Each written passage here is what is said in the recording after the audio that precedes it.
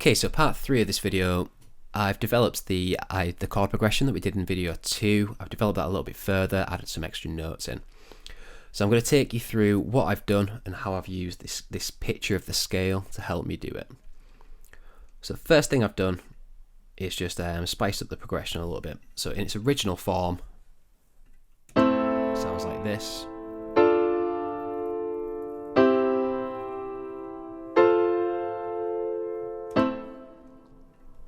So I've just developed it rhythmically, and I've also spaced the chords out. So what I mean by that is, if we look at this first chord, it's got A, C and E all really close to each other.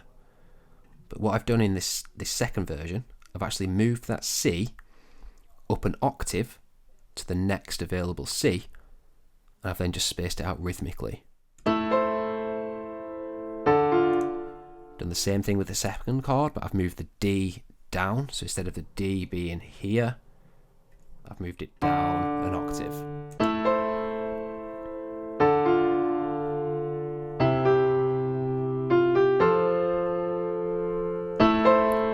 Similar things with them last two chords. Again, I've moved the root note down the octave. So instead of that F being up here, it's down there now. And I've also added in some little melody notes. And the way that I've done this is only using them notes in the scale. If I use a note that isn't in the scale, it's just going to sound wrong, it's going to stand out. Let's show you this. If I move that G up to a G sharp,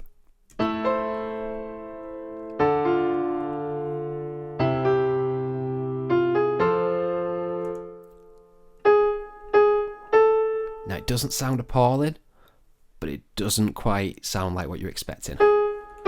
So let's keep that entirely just on them notes. Like I say, you can break these rules in the future, but the thing about breaking rules is you need to know what the rules are in the first place. So you need to understand how to write a piece that is entirely in a key before you can break them rules. So I've added a bit of a beat to this, and I've added a bass line. So let's just go through the bass line. For each note, I've just used the root note of the chord. So in our chord progression, we used A minor, we used D, then we used C, and then we used F. So my bass line has to follow them notes. A, D, C, F. So let's have a listen to that with the beat as well.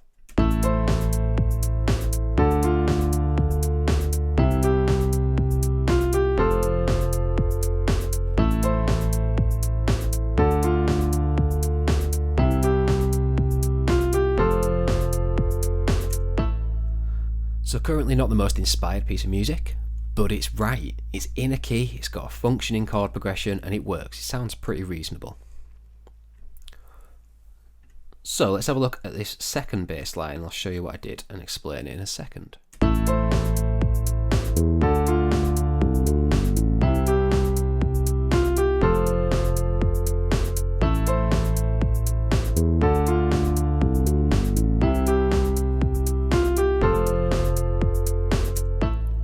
Similar to what I've done in the piano, I've added in some extra notes which just make this bass line move a little bit more rhythmically. And again, I have only used the notes in this scale. So if I highlight them extra notes I've used, you'll see that they're all white notes. They all belong in that key. Again, if you use notes that are not one of these ones, they're just going to sound wrong. Thinking back to the ghost notes in Fruity Loops, if you're a producer, if you apply ghost notes in the key of A minor, it will only let you sequence them notes, or it will show them up anyway. So that's what we're doing here. We're taking the theory behind the ghost notes and we're trying to learn it through doing it. So I promised you something that's called chord extensions, and that's what we're going to add to these piano chords in this video. So all a chord extension is adding extra notes into the chord. So far, and in this progression, we've used chords that have 3 notes. They have the root or the first note, they have the third, and they have the fifth. we can carry on adding odd numbers to the chords. So we can add the 7th, the 9th, the 11th, the 13th, and then we're back at the tonal centre, the home note.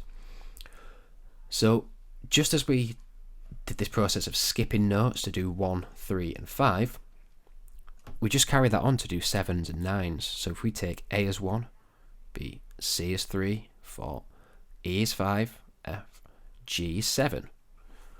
So to our first chord, that's A minor, let's add in the 7th.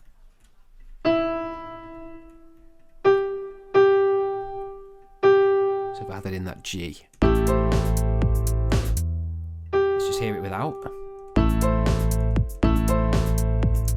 And then with.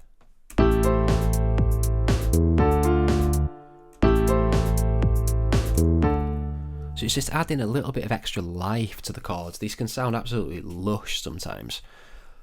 So let's do the same principle with the D minor chord. It's D, E, F, G, A, B, C would be the 7th. So let's add that in here.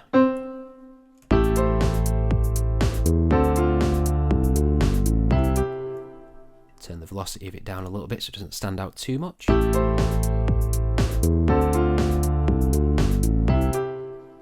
Makes the chord a little bit prettier. Let's continue that with the D chord and add in the 9th as well. So if we do 1, 2, 3, 4, 5, 6, 7, 8, 9, we'd get the note of E. So let's pop that in here.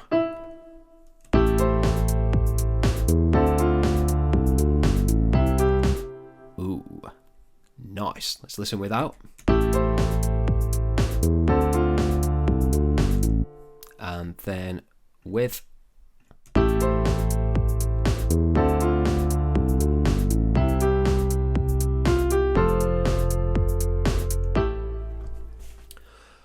So there are chord extensions. I also mentioned suspensions. Now what these are is taking the 3rd note of your chord and moving that to either the 2nd or the 4th. Now the 3rd note of a chord, or the 3rd, is what decides whether it's major or minor. So for instance, in this case we're using the A minor scale, so the 3rd of that chord is minor. This is also the same collection of notes as C major, so C, E. C has its major 3rd. We're going to apply this to the F major chord in bar 8. So if we've got our F major chord, we've got F as 1, 2, 3, A is number 3. So we're going to find the note of A in that F major chord, and let's move it up or down so that it's going to sit on number 2 or number 4. Let's move this down to the G first, which would be number 2.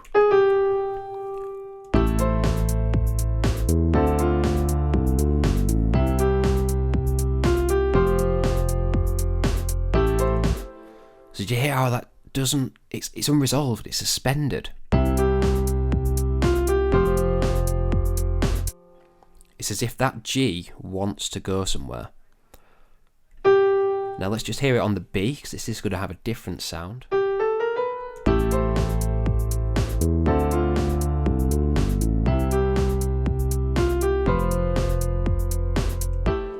Doesn't quite work in that scenario, so we're going to keep it on the G.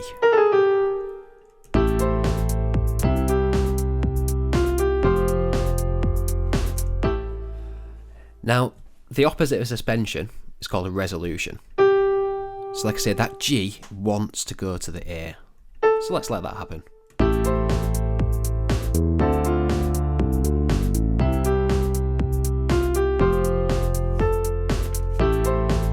Let's just hear that again.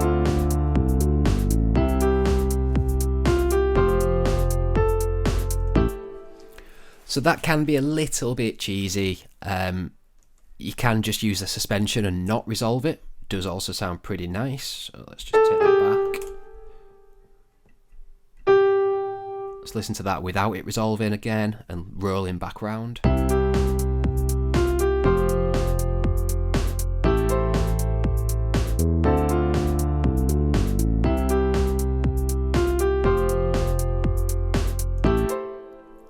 and it sounds pretty good. There's nothing wrong with that.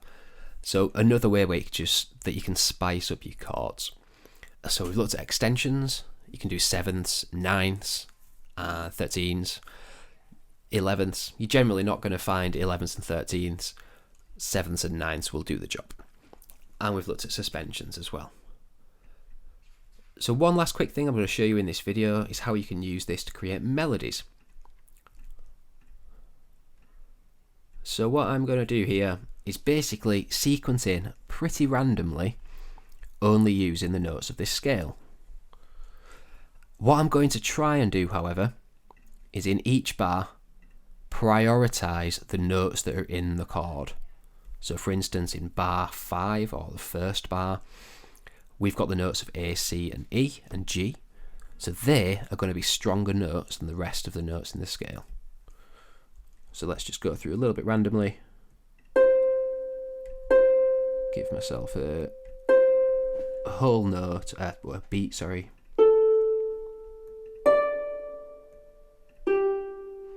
Second bar, we're using a D minor chord, so I'm going to focus on the D. Third bar, I'm on a C. So let's prioritise the 3 notes that are in that chord. And F major, so F, A and C in this last bar, prioritise them notes. And let's just have a listen to that, randomly sequenced.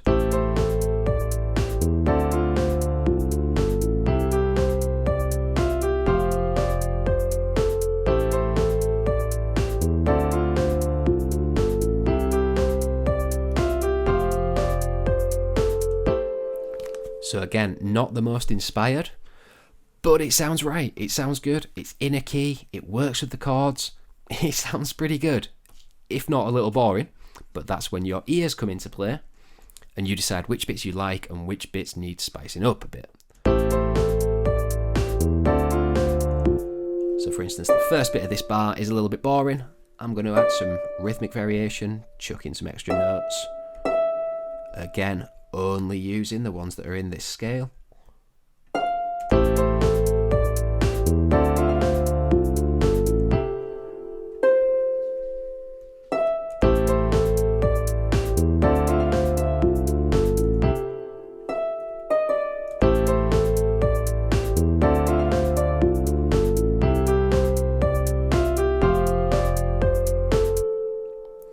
So there we go. We've looked at developing your bass line. We've looked at adding some spice to your chords using extensions and suspensions and putting little bit of rhythmic variation in there. And we've used the same scale, the same key to create our melody. Here we have a piece that's in a key. It works. It's got a functioning chord progression. It sounds good. Now you've got to put the time in making it into a proper piece. But hopefully you've now got a good understanding of the music theory that goes into creating your chords, your bass lines and your melody. Like I said, always refer to the pictures, always have a picture open. You know, if you decide to make a melody and you've not got this picture open and you're guessing at the notes, the likelihood is as a beginner producer, you're going to put some notes in that aren't in key. So always, I cannot stress this enough, always have that picture open. And like I say, when you're developing your skills, try and do this 2 or 3 times a week. Just do a simple 8-bar or 16-bar chord progression in a different key a couple of times a week. You will soon find that your ears are improving and that you're starting to remember this information, being able to do it without the pictures. Okay, so what I'm going to do one more video in this series, which is a bit of a tag on.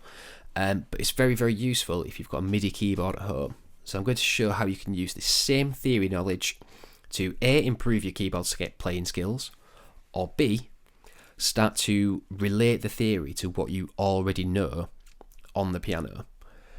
Again, this is going to benefit your knowledge and your theory knowledge, and it's also going to benefit you as a producer. If you can go to the piano and play a chord progression, it speeds up your workflow. Instead of having to type it in by hand, if you can play it on the keyboard, it does make things significantly faster.